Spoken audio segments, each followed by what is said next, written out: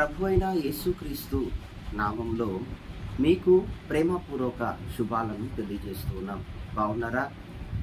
ఈ దినమందు దేవుడు మనకు అనుగ్రహించబోయే ఒక నూతన కార్యాన్ని మనం వినబోతూ ఉన్నాం. చూడండి, దేవుడు మన జీవితాలలో ఎంతో నమ్మకమైన దేవుడు. కొన్ని సందర్భాలు, కొన్ని సమయాలు వస్తాయి మన జీవితంలో, చాలా తలడిల్లిపోతాం. మన మనసుకు చాలా బాధ అనిపిస్తుంది, చాలా ఆలోచిస్తూ ఉంటాం. ఎందుకంటే లైఫ్ లాంగ్ మనతో ఉంటారు అని అనుకున్న వాళ్ళు దూరం అయిపోతే, ఒకవేళ మిస్ అయిపోతే, ప్రాణ స్నేహితులు, మనము నమ్ముకున్న వాళ్ళు మనల్ని వదిలి వారు వెళ్ళిపోతూ ఉన్నప్పుడు మనకు చాలా అది మిక్కిలి వేదనకరమై ఉంటుంది. కానీ ఆ సమయంలో నా జీవితంలో ఇక ఎవరున్నారా అని తిరిగి చూసుకుంటే దేవుడు తప్ప మన జీవితంలో ఎవ్వరూ ఉండరు. అప్పుడు ఆయన అంటారు కదా, don't worry, I am with you.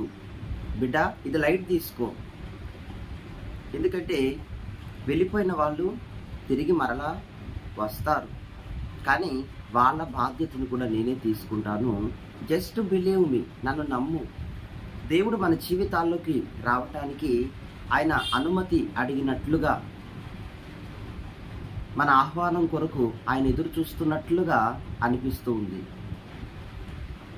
Just believe me, నన్ను నమ్ము, తిరిగి వారు వస్తారు. అప్పటి వరకు ఆ బాధ్యతలను కూడా నేను తీసుకుంటాను, నిన్ను నడిపిస్తాను. ఆమేన్. దేవుడు ఎంతో నమ్మకమైన వారు. మన జీవితాలలో ఆయన ప్రేమ ప్రగాఢమైనది, మహోన్నతమైనది. ఏదైనా చేయగలరు.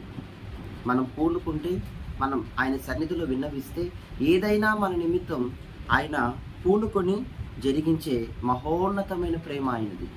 అయితే ఈరోజు ఆ దేవుడు మీతో ఒక సింగిల్ వర్డ్, కేవలం కొన్ని విషయాలు ఒక మాటగా ఆయన మీకు తెలియజేస్తూ ఉన్నారు. మీ ఆశీర్వాదం కోసం వినండి. బైబిల్ గ్రంథంలో నుండి 2వ దినవృత్తాంతములు 15వ అధ్యాయం 7వ వచనం. మీరు బలహీనులు కాక ధైర్యము వహించుడి, మీ కార్యము సఫలమగును. మిమ్మల్ని చూసి జాలితో దేవుడు అంటున్న మాట ఏంటంటే, మీరు పదే పదే మిస్ అయిపోయిన వ్యక్తుల గురించి, మీ జీవితంలో వెళ్ళిపోయిన పార్ట్నర్స్ గురించి, మరొకరి గురించి మరీ అతిగా ఆలోచించక మిమ్మల్ని మీరు బలహీనం చేసుకోవద్దు, మిమ్మల్ని మీరు చేతగాని వారుగా మార్చుకోవద్దు.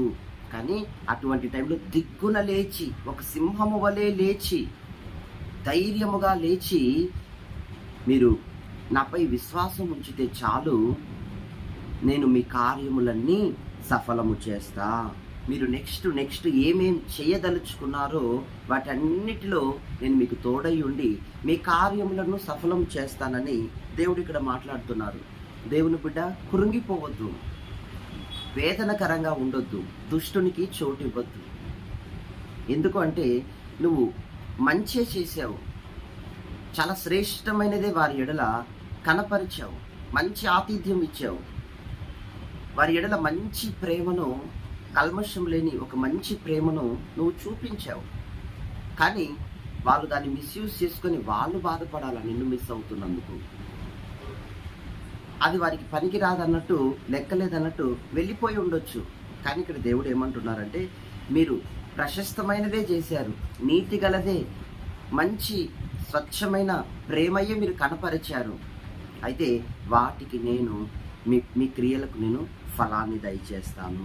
ఆమేన్. కొందరు అంటున్నారు, కొన్ని కుటుంబాల్లో భార్యలైన వారు, సతీమణులు, విశ్వాసులు అంటున్నారు, అయ్యా మా భర్త ఉదయం అనగా వెళతాడు బిజినెస్ పని మీద, ఉదయం అనగా వెళతాడు, రాత్రి వరకు ఒకటే కష్టం, రాత్రి వరకు ఒకటే పని చేస్తూనే ఉంటారు, కానీ అనుకున్నంత లాభము లేదు, మా కంటికి ఆదాయము కనబడట్లేదు, పడిన దినం ప్రయాస అంతా కూడా వృధాగా అనిపిస్తోంది.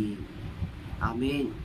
కొంతమంది భార్యలైన వారు అంటున్నారు, మా భర్తకు వేడి నీళ్లకు చన్నీళ్లు తోడన్నట్లుగా వారికి కనీసం నేను కష్టపడితే నా కుటుంబంలో కొన్ని ఖర్చులు కొంతైనా నేను నడిపించగలుగుతాను కదా అని అనుకొని నేను కూడా కష్టపడుతూ ఉన్నా సరే ఆదాయం కనపడట్లేదు. అది ప్రయాసగా వృధాగానే మార్చబడుతోంది. ఆమె నా బిడ్డ, మా అబ్బాయి కష్టపడి చదువుతున్నాడయ్యా, ప్రతిరోజు చదివాడు, కష్టపడ్డాడు. కానీ తీరా ఎగ్జామ్స్ ముందు తను వ్రాసాడు, కష్టపడ్డాడు, కానీ ఏమైందో తెలియదు, అనుకున్నన్ని అత్యధికమైన మార్కులు సంపాదించలేకపోయాడు.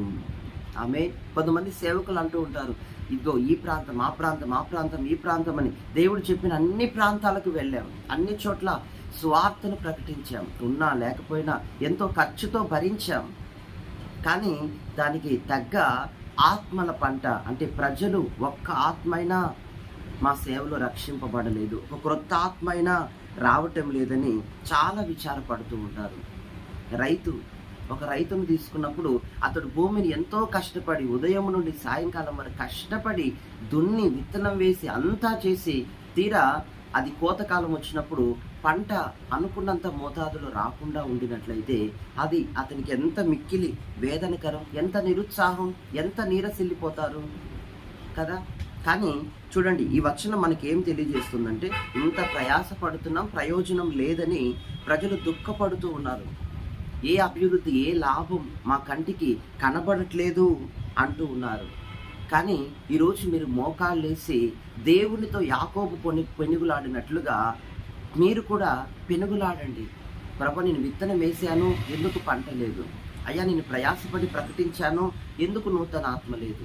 నేను ప్రయాసపడి చేస్తూ ఉన్నాను, ఎందుకు నా కుటుంబంలో, నా బిజినెస్లో, నా ఉద్యోగంలో అనుకున్నంత సక్సెస్ఫుల్, అనుకున్నంత సమృద్ధిదాయకమైన కార్యాలు కనబడట్లేదు? తిరిగి దుఃఖమే వస్తుంది, తిరిగి వేదనే వస్తుంది, తిరిగి ఎదురు దెబ్బలే తగులుతున్నాయి. ఎందువలన ప్రభువా అని మీ జీవితమును గూర్చి మిమ్మల్ని సృష్టించిన దేవుణ్ణి మీరు ప్రశ్నించి, దేవా నన్ను జ్ఞాపకం చేసుకో అని మీరు అడగాలి. బలహీనం అవ్వద్దు. ప్రకృతి సంబంధమైన ఇటువంటి కలతలు వస్తూ ఉంటాయి క్రైస్తవ జీవితంలో. కానీ ఈ ప్రకృతి సంబంధమైన మానవ రీతిగా ఉన్న ఈ కలతలకు మీరు ఏమాత్రం జడియక ధైర్యము కలిగి తగిన ఫలము ఇవ్వండి ప్రభువా, తగిన ఫలము దయచేయండి, నేను ధైర్యంగా ఉన్నాను, మీ వాగ్దానము నా ఎడల నెరవేర్చండి, నా కార్యమును సఫలపరచండి అంటూ మీరు దేవుని సన్నిధిలో యాకోబు పెనుగులాడినట్లుగా చాలా లోతైన ప్రార్థన ఆయనతో మీరు పెనుగులాడండి. మీ బాధ, మీ వేదన దేవుని పాదాల చెంత కుమ్మరించినప్పుడు నిశ్చయంగా చూడండి, ఐగుప్తులో యోసేపుకు ఎవరున్నారు? దాసుడుగా వెళ్ళాడు, తిరిగి రాజుగా ప్రధానిగా మార్చబడ్డాడు. అక్కడ రాజు తర్వాత రాజు స్థానం ప్రధానిగా మార్చబడ్డాడు. చూడండి, ఎస్తేరుకి ఎవరున్నారు? ఆమె అనాథ. షూషాను కోటలో ఆమెకంటూ ఎవరున్నారు? కానీ రాజు పిలిచి ఆమెను రాణిని చేశాడు. రూతు వెళ్ళింది బోయాజు పొలంలో, ఎవరున్నారని ఆమెకి వెళ్ళింది? ఆమె తరహాలో అంతకుముందు ఆమెకి సంబంధించి, ఆమె వర్గానికి సంబంధించి ఎవరూ లేరు. కానీ వెళ్ళినప్పుడు బోయాజ్ ఆమెను పిలిచాడు, ఆ పొలానికి యజమానురాలైపోయింది. చూసారా, దేవుడు చేసే అద్భుతము ఎంతో గొప్పది. ఆయన అంటాడు, నేను కూడా మిమ్మల్ని సఫలపరుస్తాను. వారందరినీ సఫలపరిచాను, నేను పక్షపాతిని కాదు, మిమ్మల్ని పరుస్తాను, అనేకులకు దీవెనకరంగా మారుస్తాను.